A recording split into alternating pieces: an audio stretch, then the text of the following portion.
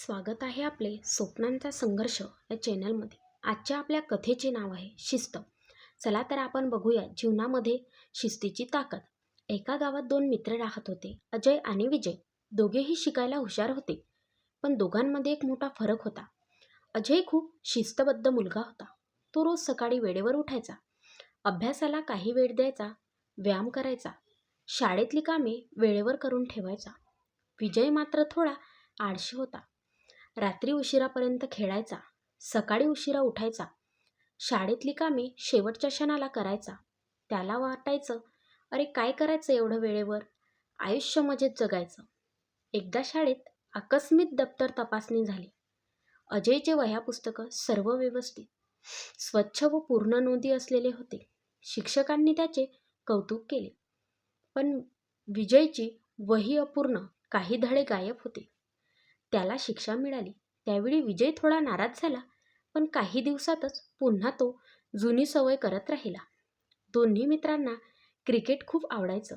अजय रोज सराव करायचा, ठरलेली वेळ पाळायचा. विजय मात्र कधी यायचा, कधी नाही यायचा. एक दिवस गावात क्रिकेटचा मोठा सामना आयोजित झाला. अजयला पहिल्याच खेळात खेळण्याची संधी मिळाली, कारण त्याचा सराव पूर्ण होता. विजयला मात्र बाजूला ठेवण्यात आलं. त्याला खूप वाईट वाटलं.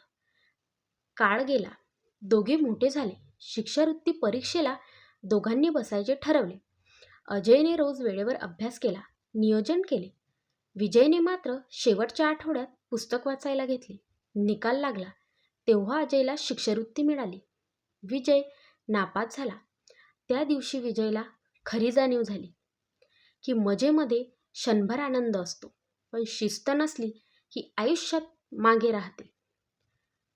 तो अजयकडे गेला व म्हणाला, मित्रा, तुझ्यात आणि माझ्यात काही कमी जास्त बुद्धी नव्हती, पण तू शिस्तीला पाळलंस आणि म्हणून तू पुढे गेला. आता मीही शिस्त लावणार. विजयने हळूहळू आपली दिनचर्या बदलली. वेळेवर अभ्यास, नियमित व्यायाम, कामाची आखणी सुरू केली. हळूहळू त्याची कामगिरी सुधारू लागली.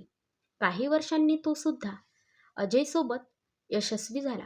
दोघे मिळून गावातल्या लहान मुलांना सांगू लागले, बुद्धी, पैसा किंवा नशीब हे नंतर लागतं, पण जीवनामध्ये यशस्वी व्हायचं असेल तर शिस्त हेच पहिले पाऊल आहे.